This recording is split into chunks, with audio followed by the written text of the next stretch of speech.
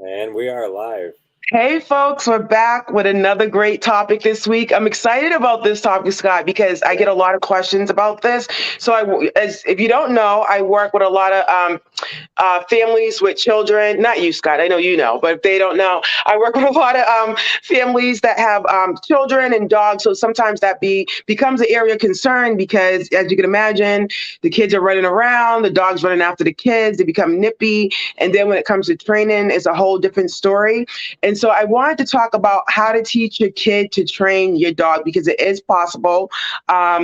So some of the challenges that some of the challenges that, like I said, that families run into is like, kids are very spontaneous. They're all over the place. The dogs are all over the place. So getting the whole family on the same page and kind of getting the kids to kind of, focus and be direct with the dogs. So one thing I could tell you to get your kids to learn how to train a dog is definitely let them be involved in the training.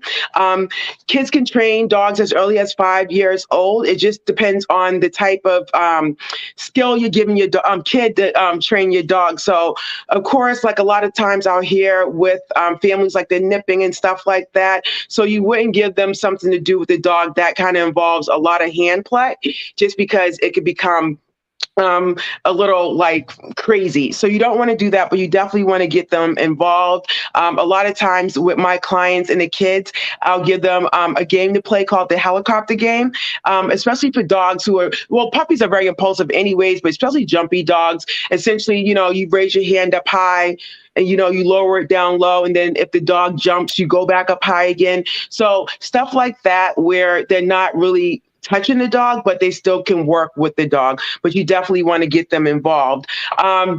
Let's talk about some of the stuff that I hear again from parents and dogs and people with kids and dogs.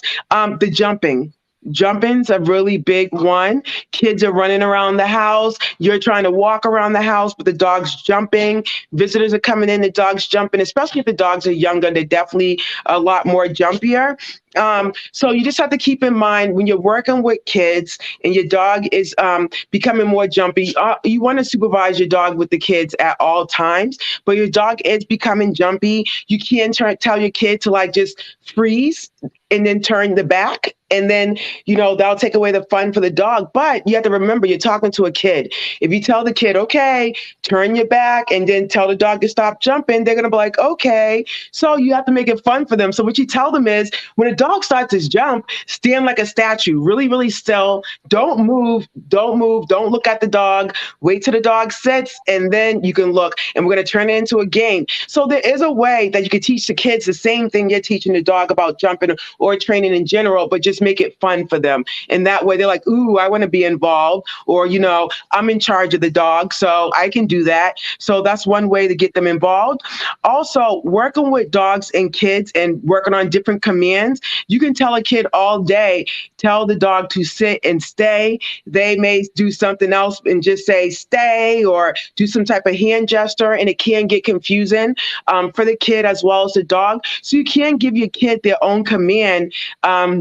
To teach when they're training a dog. So if say you're doing recall and you use the word come and your kid's good with here and doing that, you can have your kid do here and stuff like that. Yeah. Would you say? No, go ahead. Oh, yeah. So there's different things that you can do with your kids. And I know, Scott, you have a teeny, teeny, teeny little one. Yeah. So I know Archie and your daughter together. Does Archie do any of that like hyper stuff or try to when she's like crawling and stuff like that? Uh-oh. I think we may have lost Scott. But that's okay. He'll be back and he'll be back soon, but I'll keep going. But as far as the commands of what I was talking about, you can really just give them something different to do instead of, what you're doing, just to make it consistent for them and make it easier so that they want to work with the kids. And also, you want to teach your children how to use treats and praise. That's like the biggest thing. I always talk about how dogs learn, and they definitely learn by positive reinforcement and association and things they go through. But for the most part, dogs love food, love treats, love praise. Not all dogs. Some dogs love, toys as rewards. But teach your kids how to praise your dogs and use treats. Because a lot of times, what happens when your kids have food? Either the dog's following them around, or if your child's eating at the table, what's happening? They're dropping food on the floor. They may even be trying to get to your child at the table, or even if you have a little one that's in a high chair, they may be doing the same thing. But if you teach your kid to use food as like the power source to get the dog to listen, that's how I explain it to them. Like, you have the magic sword now, then that will be ideal. So use food as something to kind of get your kids on the ball. So if you're teaching, so just tell your kid, like, hey, you have this food in your hand, the dog's following you around because they want some. You have to teach them to do something in order to get that food. And so it's like, hey, how about we teach the dog how to stay or how to sit, something really simple. And that way you can get your kid on board to using treats and such. When it comes down to training. Overall, when it comes down to kids and dogs and working together and kind of, it gets so chaotic, doesn't it? When it's like kids and dogs together, you want to manage them. You want to manage the interactions. You want to manage the play.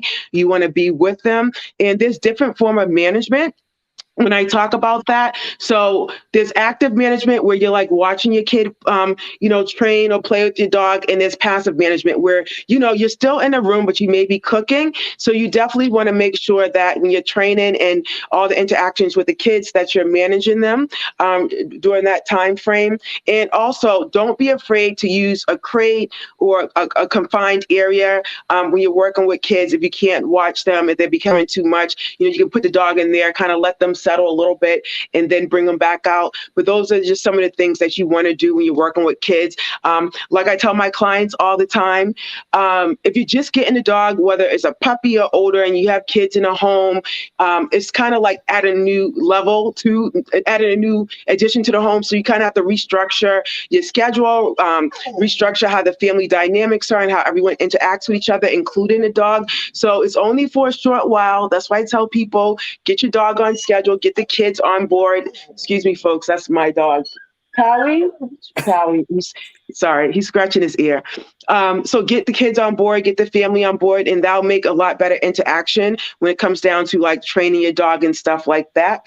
Scott, you left us for a little bit, but we were just talking about management and more so about the commands, working with kids and stuff. But I think, as long as you guys have a good understanding of basically manage your kids when they're around dogs.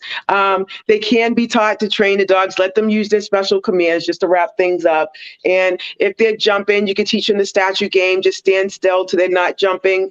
And then, you can just look to them for reward once they're sitting. But all these type of things you can do to kind of get your kids started to get familiar with training your dog. This is not like, these are recommendations kind of to get them, because kids, I feel like you have to you don't have to bribe them, but you kind of have to get them interested and excited. So these are kind of tips to get them interested and excited to get on a board to help training the dog with you, because I really do believe it has to be a family thing, including the kids, including the dad, including both parents, dad, moms, whatever partners you have, just getting everyone on board to training, and that's ideal. Scott, do you have anything to piggyback off this conversation? Or one thing, I guess, Good. quick question I would have. So we talked about bringing a puppy or a dog into the family.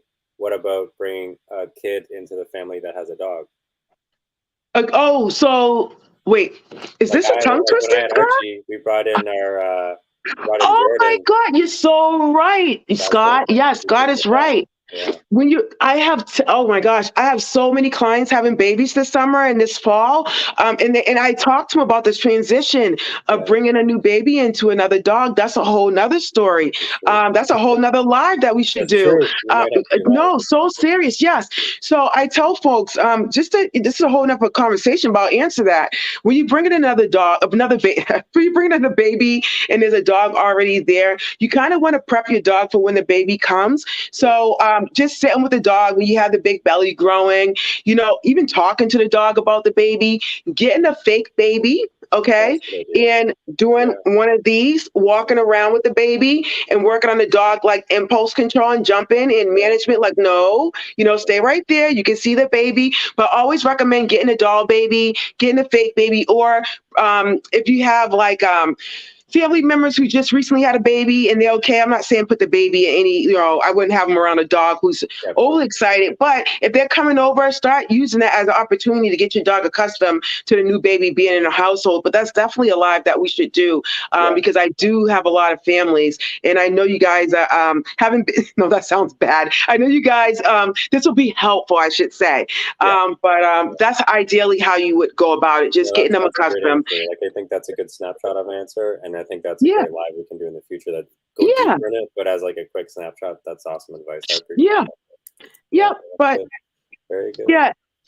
But if you guys have any questions or you have questions about your kids and dogs together, feel free to reach out to me. You can drop me a line in the comments. You can always reach me anywhere at Down for Paws across the board. But hopefully you guys really gained some insight into this, and we will see you next week for another great live topic. Yes. All right. Thanks, guys. Bye. Have a good week. Bye.